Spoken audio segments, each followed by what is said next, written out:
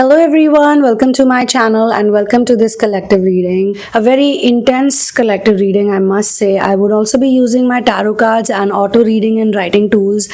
So let's dive into this right away. Let's get started. Mwah. So I can actually access the energy of a person who wants to heal their relationship with their mother. They have been going through a lot of narcissistic troubles and realization, which means that a certain part of your inner work journey, you thought that this is happening because of relationship, because of friends, or because of other people. You did not know back then that it's been happening because of the wounds. I guess this puppy also wants to be a part of the reading to remind us of our happy inner child, the inner child who actually gets everything via God.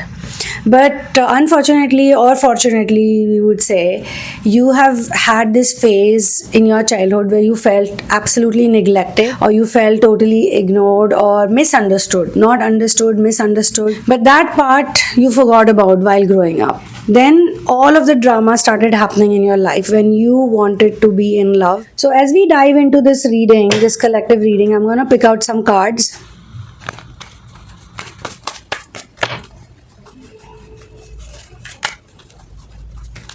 Pick out some auto writing cards also. I have not seen the cards, I'm just randomly picking cards out of the box, and let's see how they help us further right now energetically with whosoever resonates with it.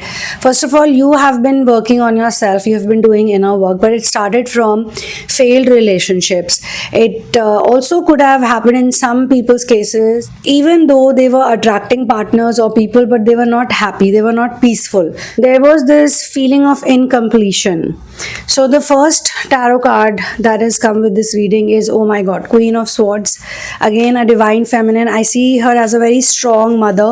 So whosoever I'm channeling right now, you have a very strong mother, okay? Someone who's very, very strong, someone who is very, very dominating in a good way. So maybe some of the good qualities that you possess, they actually came from her in your life, okay? Let's see, the other card is Empress. Again, feminine energy.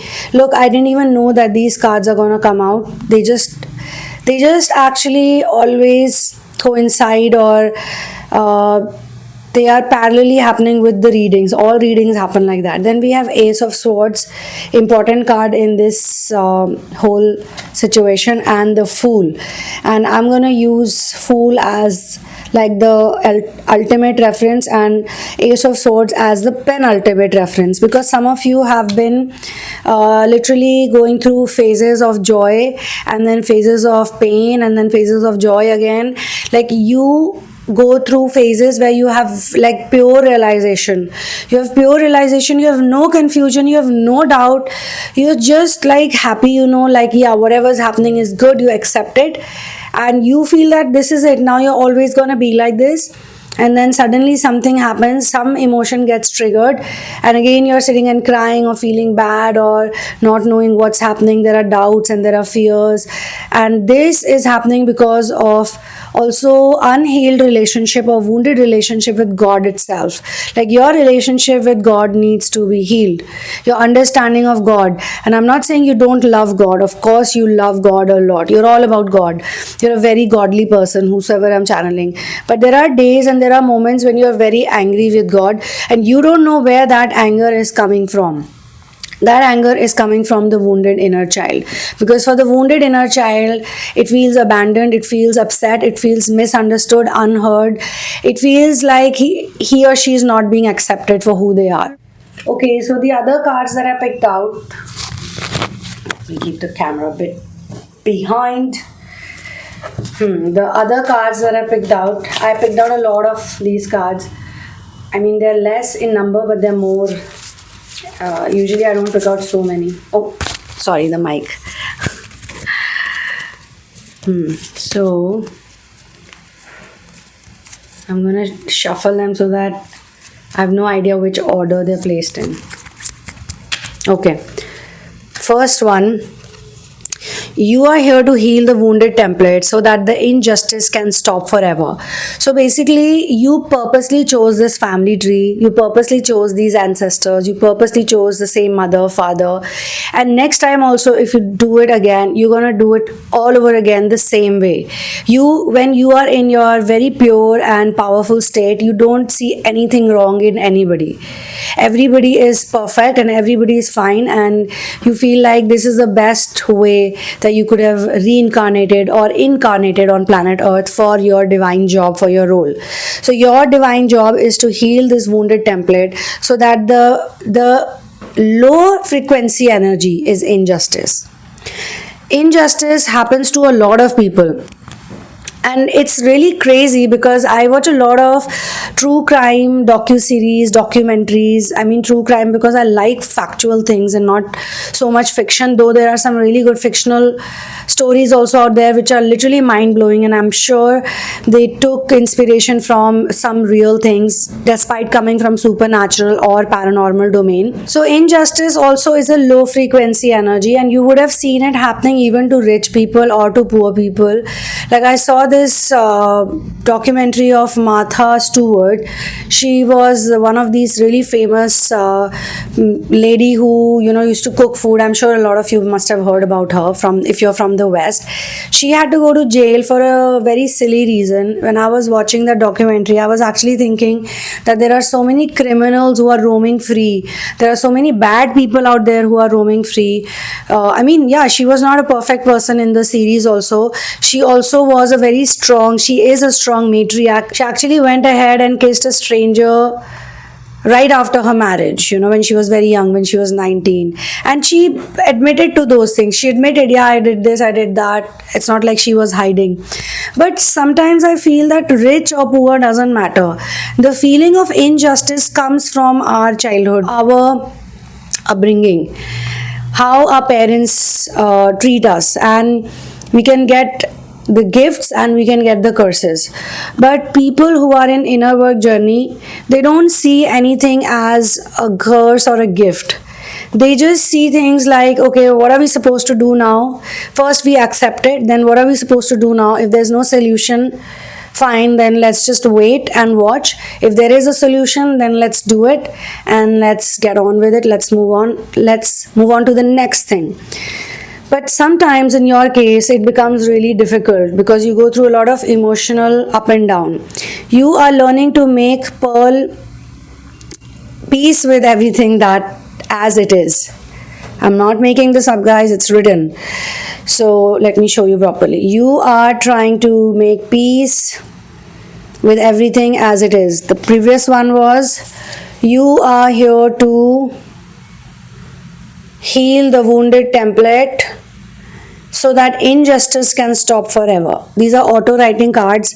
They always come in the most brilliant, shocking order every time I do a reading. So I'm being shown that you need to forgive your narcissistic mother, and you need to forgive her because that's what you chose to be in as a soul. That was your choice.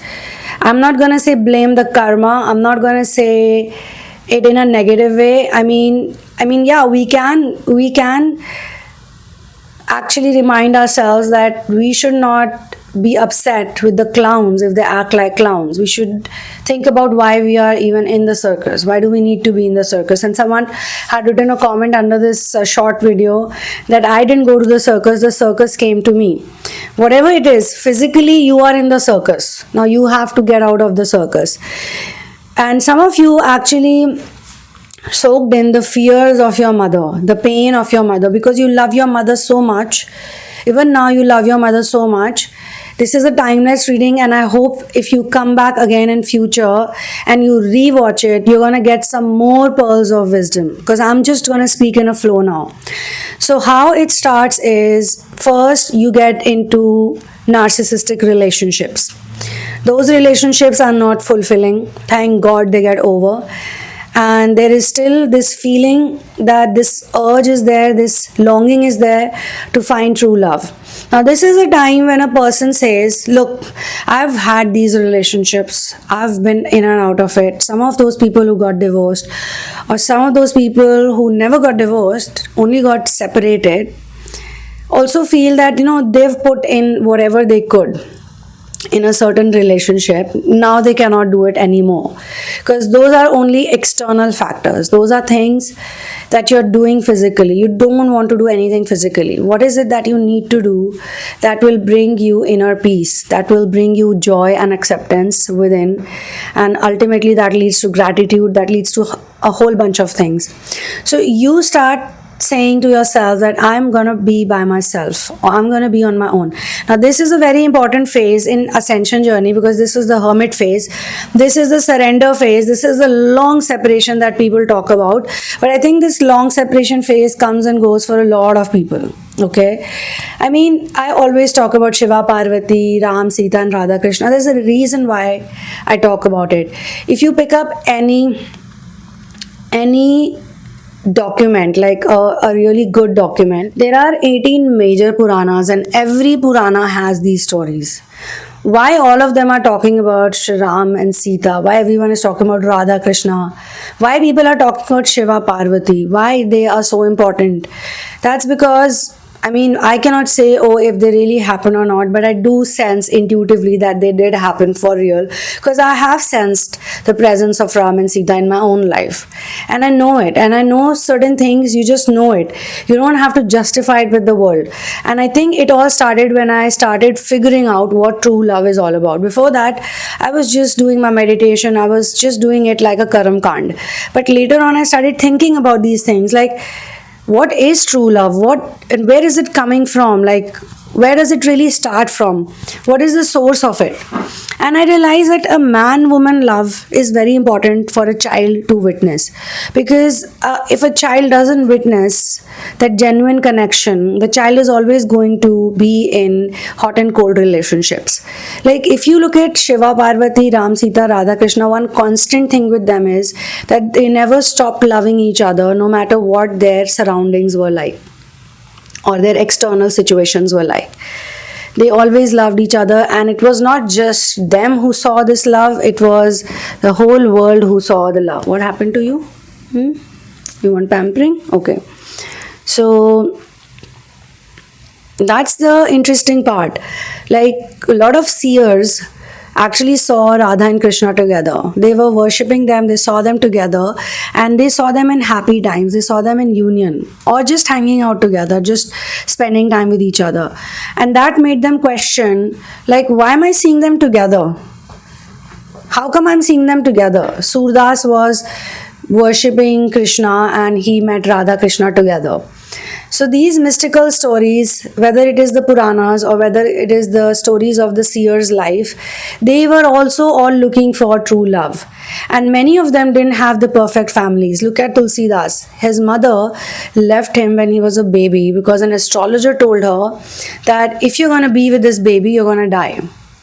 So what do you want to do? You want to take care of this baby or you want to live?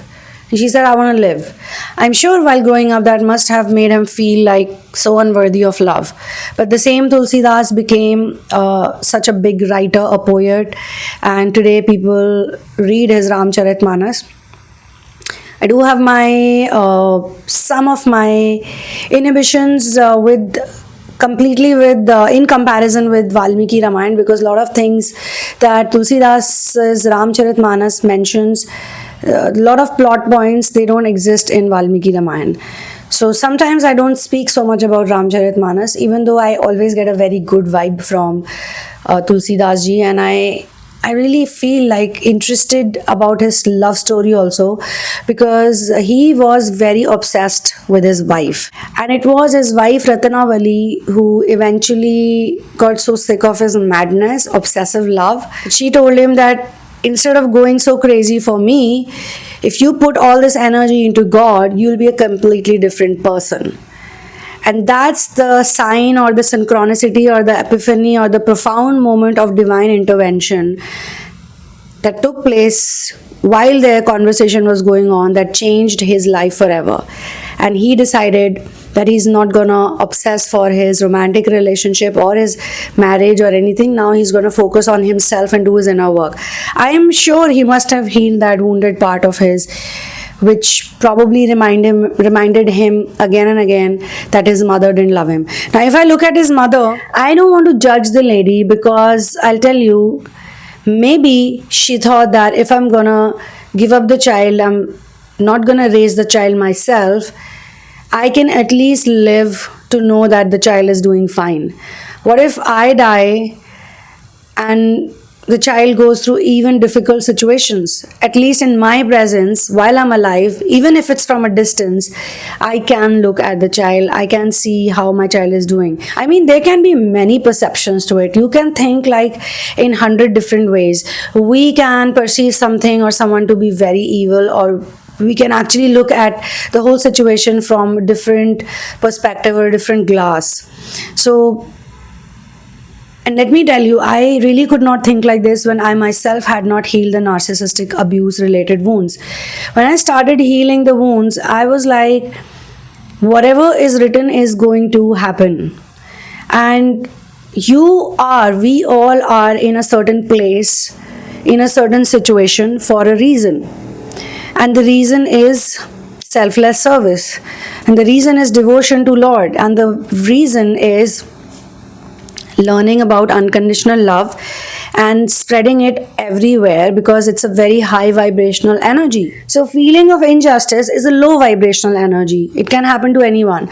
Now, people actually turn around their problems into their gifts and blessings just by understanding that they're in a bad situation for a reason.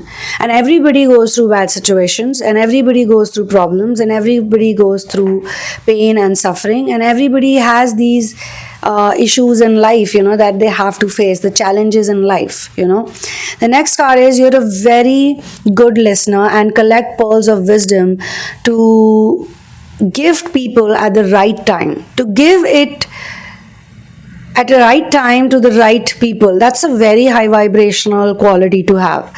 Like, you're a good listener, you listen to everybody, you listen to people's problems or challenges. And I think this is all happening because we are doing a reading like that. We are healing the mother energy.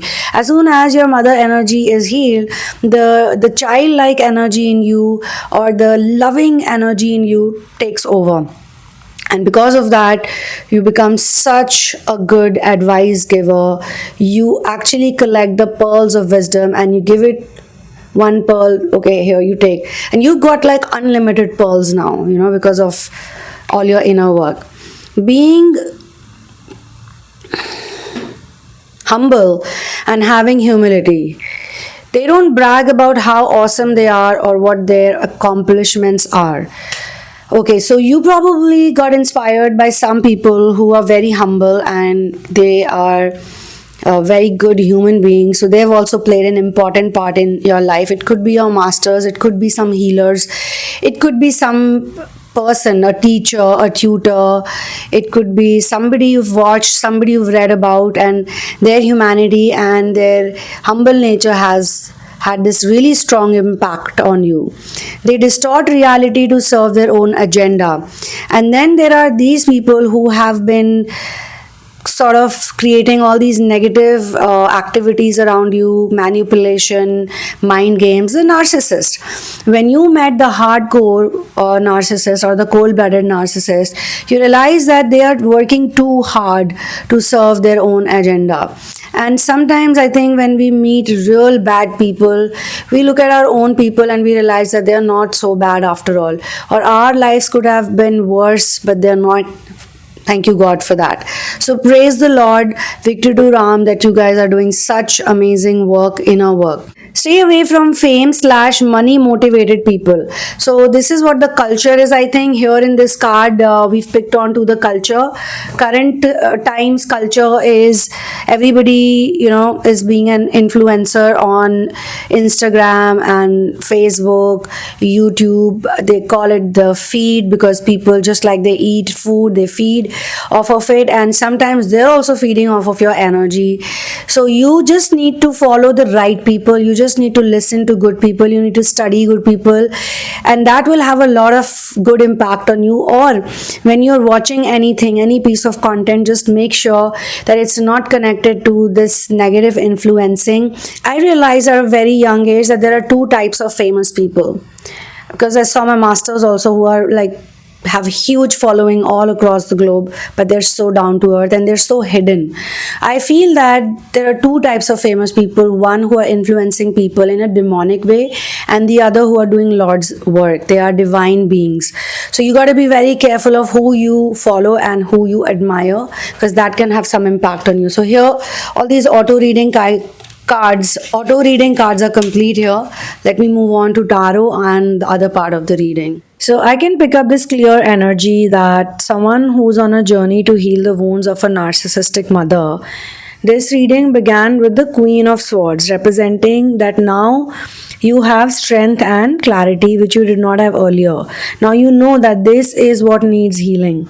Once you heal these negative feelings that come from those thoughts that your mother didn't love you, or your mother doesn't love you the way she should have, or the way she should, etc., etc., when you heal the reason why you feel like that, it's not like you have to force yourself to believe into something that's not even happening, but you have to understand how to heal it, which part to release, which part to keep.